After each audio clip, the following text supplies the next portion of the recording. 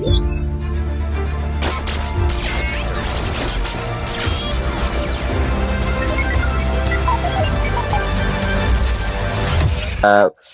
media yang dilakukan oleh Trans 7 yang mendiskreditkan pesantren, terutama kehidupan kiai lah ya.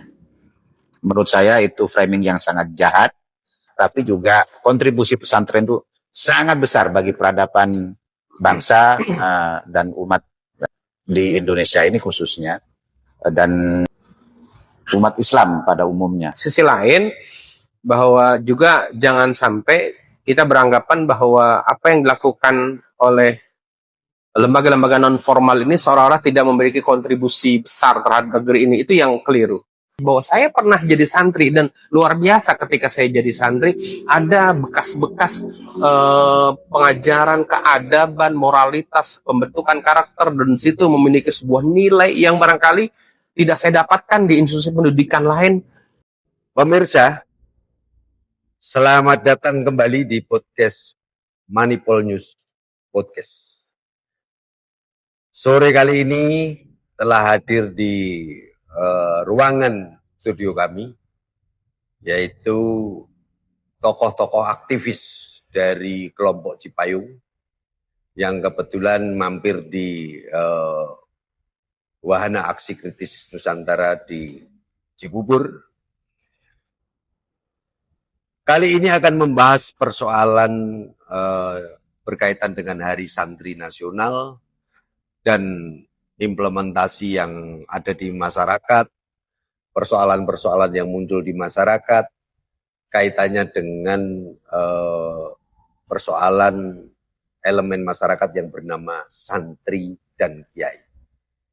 Saya perkenalkan di samping kanan saya, Saudara Ustadz Abdul Wadud, mantan pengurus HMI Surabaya, yang kebetulan juga pernah nyantri di Kediri cukup lama.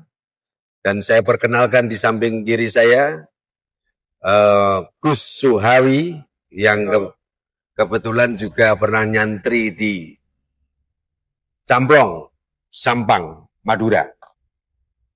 Sore kali ini kita akan mencoba membedah peranan dari para santri, apapun mereka itu adalah mempunyai satu nilai yang mandiri, independen, justru tidak ketergantungan sama pemerintah dalam hal proses pendidikannya.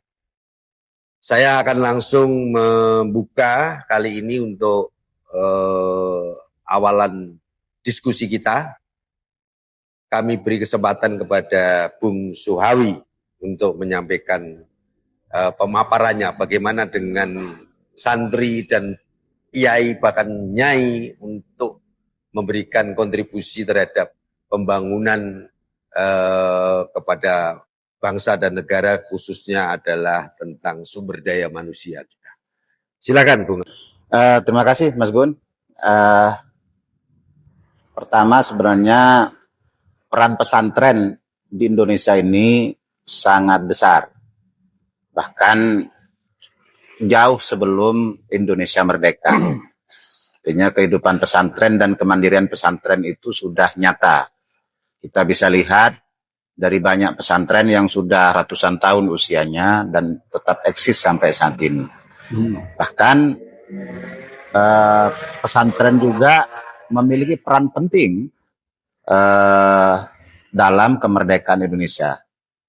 Pun termasuk misalnya dengan membentuk laskar, dengan resolusi jihad dari Kiai Haji Hashim Asy'ari misalnya, sehingga kita mengenal peristiwa 10 November di Surabaya dan seterusnya kayak gitu. Dan banyak sekali misalnya laskar-laskar perjuangan kita itu di masa-masa awal kemerdekaan itu tidak sedikit yang dari kalangan pesantren.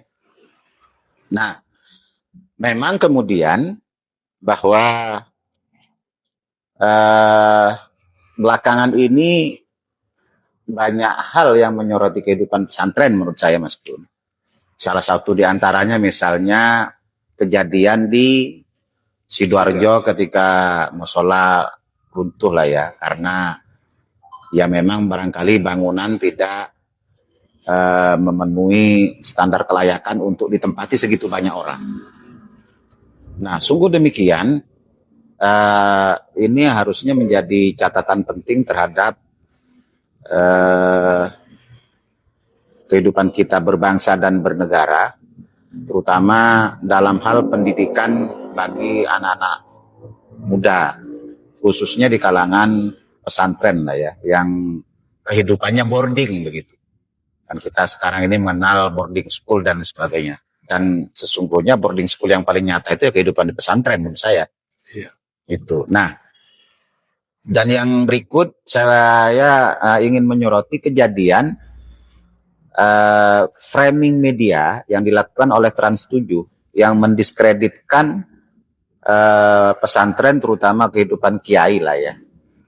Menurut saya itu framing yang sangat jahat dan ya sangat tidak memahami masalah pesantren sebenarnya. Saya tidak tahu apakah yang membuat konten dan juga yang terlibat di konten-konten itu pernah jadi santri atau tidak.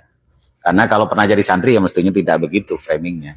Dan menurut saya yang bikin framing-framing begitu baca bukunya kurang banyak atau mainnya kurang jauh. Kayak gitu. Ya alhamdulillahnya Pak Hairul Tanjung sebagai ownernya, sebagai CEO-nya sudah berkunjung ke Lirboyo. Semoga ini bisa menetralisir banyak hal. Sungguh demikian, luka-luka itu kan tetap ada. Dan ini barangkali perlu kita diskusikan. Nah, selain daripada itu, Mas Kun, menurut saya, bagaimana dengan kehidupan di pesantren sendiri? Ada banyak hal positif di pesantren, tapi tentu saja karena ada ribuan orang, ya kan, ratusan ribuan orang yang hidup bersama di situ, ya kan, 1 kali 24 jam atau 7 hari seminggu begitu. Jadi full di situ. Tentu ada banyak masalah-masalah kehidupan manusia di sana. Nah, ini yang barangkali menjadi penting bahwa ada residu-residu yang barangkali sering dijadikan catatan oleh beberapa kelompok kritis lah ya. Nah, tentu ini juga menjadi PR tersendiri bagi kalangan pesantren untuk berbenah kayak gitu. Saya mencoba bahwa ada residu-residu di situ, tentu ini menjadi PR bagi pesantren untuk berbenah, tapi juga kontribusi pesantren itu sangat besar bagi peradaban bangsa dan umat di Indonesia ini khususnya, dan umat Islam pada umumnya. Menurut saya gitu, Mas. Baik, Bung Ewi. Jadi pengkritisan persoalan kejadian-kejadian yang awalnya mungkin sebuah gejala yang dianggap biasa, namun ternyata itu mengandung satu unsur sebuah inferior terhadap kehidupan santri, khususnya para kiai yang sebetulnya mereka nggak paham bagaimana perjalanan seorang tokoh-tokoh ulama kiai ini mendirikan pesantren dengan jerih payahnya, yang saat itu mungkin tidak ada bantuan sepeser pun dari negara, bahkan APBN. Dengan adanya fenomena sekarang Presiden Prabowo menyetujui adanya Dirjen Pendidikan Pesantren di Kementerian Agama. Hal ini akan saya tanyakan kepada Ustadz Abdul Wadud yang kebetulan saat ini menyelesaikan persoalan pendidikan di Tafsir Al-Quran, S2 di Universitas PTIG, ya asuhan dari Profesor Dr. Nasaruddin Umar. Saya kepingin tanggapannya Ustadz Wadud nih. Bagaimana dengan fenomena-fenomena santri-santri yang seolah-olah para kiainya, para tokohnya dianggap sebuah itu adalah perbuatan-perbuatan yang dianggap merendahkan para santri, yang pada dasarnya kehidupan seperti itu adalah hal yang biasa sebetulnya di kehidupan santri. Ya, mereka sungkem, mereka tawadhu, mereka taat, bahkan boleh katakan ya sangat menghargai guru-guru beliau yang ada di pesantren. Ya, karena apa? Kami melihat ada satu gejala pondok pesantren modern Gontor pun masih model seperti itu. Seandainya kiai-kiainya, guru-gurunya hadir, mereka datang untuk sungkem, mencium tangan dan sebagainya. Karena kebetulan alhamdulillah anak kami tiga-tiganya itu yang dua ada di pondok modern Gontor, yang satu ada di sini di Jakarta, yaitu di pondok Al-Hamid ya kalau nggak salah. Ya, bagaimana tanggapan Ustadz Patut dengan adanya fenomena para kiai dan santri yang disoroti tentang kehidupan internnya pesantren? Di satu sisi ini ada sebuah kabar gembira atau memang malah justru akan menjadikan persoalan baru ketika pemerintah sudah ikut campur dalam hal urusan santri, memberikan satu badan wadah yang namanya Dirjen Pendidikan Pesantren melalui Kementerian Agama. Silakan Ustadz. Baik, Assalamualaikum warahmatullahi wabarakatuh. Terima kasih Pak Gunawan. Jadi fenomena yang menarik di penghujung tahun 2025 ini ya. Jadi kembali pesantren sebagai sebuah institusi pendidikan disoroti oleh media, disoroti oleh berbagai macam masyarakat. Kalau beberapa waktu yang lalu mungkin framing media itu atau masyarakat menilai ada kesalahan manajemen, ada barangkali degradasi moral yang terjadi di pondok pesantren yang itu dilakukan oleh beberapa oknum guru dan sebagainya. Tapi hari ini justru kita melihat bahwa yang menyoroti adalah dari pihak eksternal. Kalau dulu kan dari internal, laporan dari wali santri dan sebagainya tentang kasus-kasus yang menimpa pondok pesantren yang dialami oleh putra-putrinya. Tapi hari ini kan eksternal yang berbicara menyoroti tentang pesantren. Padahal pesantren itu institusi pendidikan yang sudah cukup lama sebelum institusi-institusi pendidikan yang begitu melembaga di Indonesia. Pesantren mungkin barangkali institusi yang turut berjalan beriringan dengan perjuangan, eskalasi perjuangan di Indonesia. Oleh karena itu saya memang melihat kalau saat ini pemerintah memberikan sebuah apresiasi, memang sudah siogianya ya. Pesantren itu kan lembaga pendidikan non formal, andaikan pun juga ada pendidikan formalnya, dia masih di bawah naungan pendidikan di bawah Kementerian Agama yang secara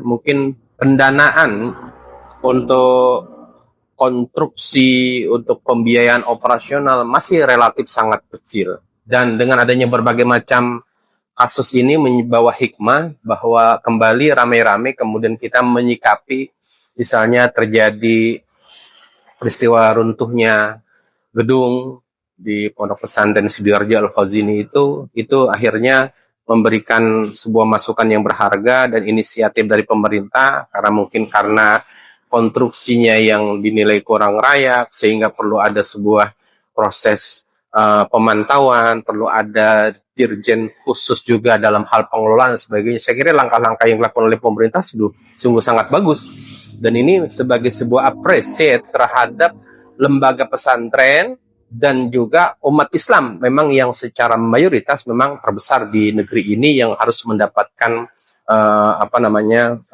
pengayoman pelayanan dari pemerintah. Saya kira itu satu sisi yang kita apresiasi dari pemerintah. Sisi lain bahwa juga jangan sampai kita beranggapan bahwa apa yang dilakukan oleh lembaga-lembaga non formal ini seolah-olah tidak memiliki kontribusi besar terhadap negeri ini. Itu yang keliru. Berkali-kali para petinggi kita menyampaikan bahwa mereka adalah lahir justru malah besar karena pembinaan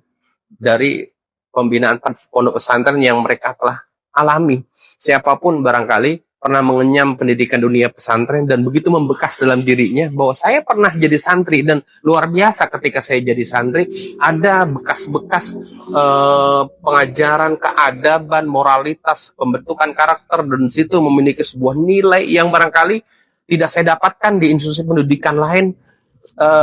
Ketika saya mengenyam pendidikan di pondok pesantren, saya merasakan betul. Nah, ini menjadi sesuatu yang harusnya dihormati, dihargai, sehingga berapa banyak orang yang lahir dari pondok pesantren itu, dan itulah hasil kontribusi besar pesantren terhadap negeri ini. Kalau hari ini pemerintah juga memberikan pelayanan yang terbaik, saya kira itu adalah bagian daripada konsekuensi logis perhatian pemerintah terhadap kontribusi yang besar dari sebuah institusi pesantren kepada negeri ini. Saya kira demikian. Baik, Ustaz. Jadi kalau kami ini sebagai masyarakat, justru dengan dikooptasi atau boleh katakan dibuatkan semacam lembaga, semacam dirjen pendidikan pesantren ini, belum tentu semuanya akan setuju.